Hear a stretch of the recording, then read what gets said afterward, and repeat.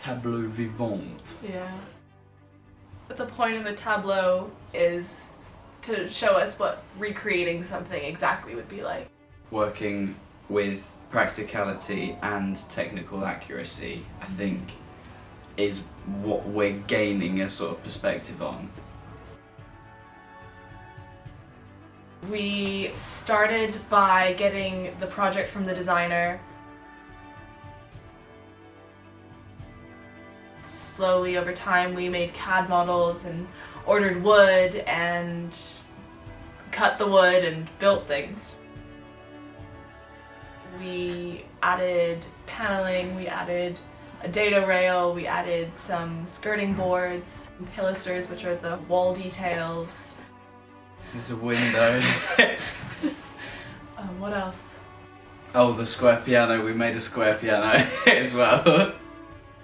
Some of the machines that we have centimeters marked out, but we always mark in millimeters, and there have been a few times where measurements have been said in millimeters but were taken in centimeters. A lot of angles were slightly off. Stuff like that. It's small things, but you just have to overcome them by just working at them until it all fits together nicely. Because I haven't got much experience in a theatre environment, it's been quite good for me to learn the process of like production meetings, get-ins, all of that sort of thing. It feels a bit more formal, scheduled, and it feels like it's more of a grand exhibition.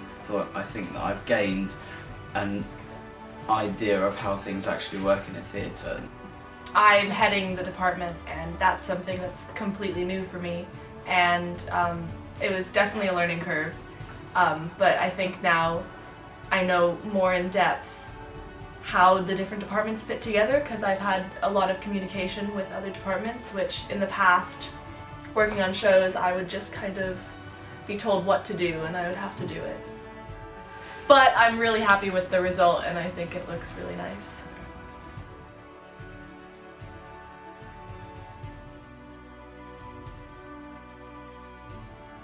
We're both from Scenic Painting, and I have been working on the wallpaper, and I've been working on the pilasters between the wallpaper sections and painting those, and painting the patterns on those.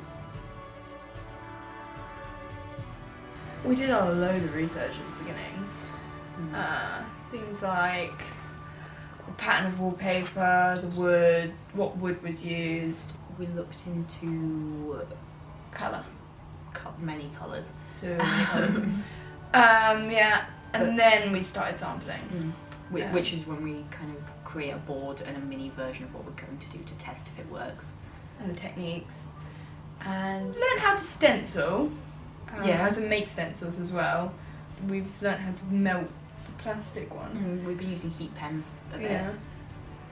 It happened very slowly. Yeah. We kind of, some of us were still sampling, some of us were working on the final thing. Doing base coats. It was a very slow transition to doing the actual final thing, but now we are all working on the final. At the moment, Lauren and Scarlett are working on the background while we're doing the walls. Art bits, yeah. We have to wait for set construction to make it and then send it over to us and make sure it's all polyfilled and then sanded and everything before we can start putting paint on.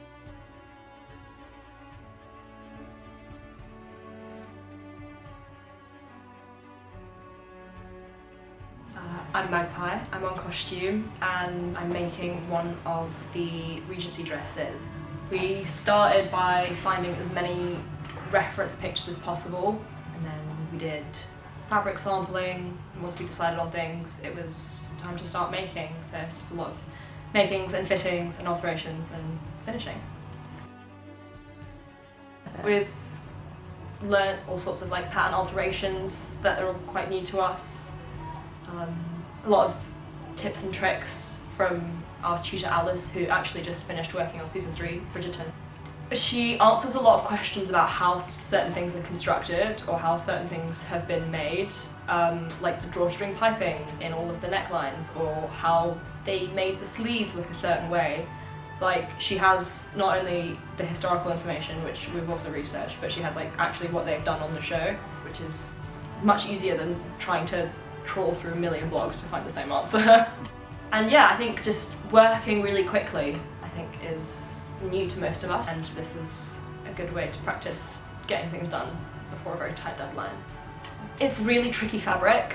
I think a lot of us are working with a very satiny under fabric and then like a bit of a bulky or tricky lace over fabric. So that's a problem that we've all kind of had, and it's just very finicky.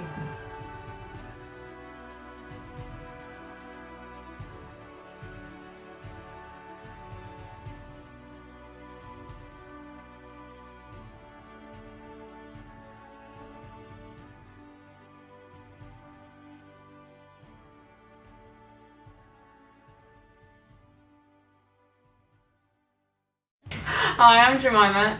I'm on prop making, and I'm making a Regency style cake stand. And I'm Joe. I'm also on prop making, and I'm making some Regency style cupcakes. Yeah, so I started off with some drawings and some sketches of different kinds of leaves and different kinds of stands, different shapes. Actually looking at some things like martini glasses, because they're quite similar to the main shape of mine.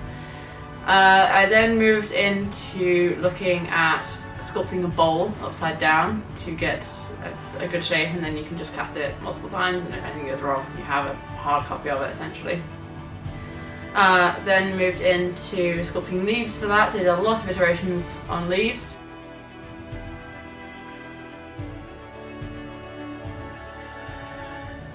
It's taken a while for me to find my process. I've done quite a lot of experimentation. The first part really that was quite important was the research, because actually just looking into sort of the context of the tableau that we're doing and that whole era is kind of really important to feed into it. Like, there's no pictures of cupcakes from that period, so I've kind of got to go, right, well, what kind of influences were there? A lot of it's like neoclassical, so I'll go back to stuff that the Romans and the Greeks would use. It was a lot of floral patterns and like symmetry and geometry, and I've designed my own cupcakes based on the image that I was given. At the moment, experimenting with glass paint to kind of draw on these really, really fine details, which is kind of quite time consuming. And I'm also using Super Sculpey, which is kind of like Fimo. You bake it in the oven, and I'm colouring that and making these really delicate little flowers.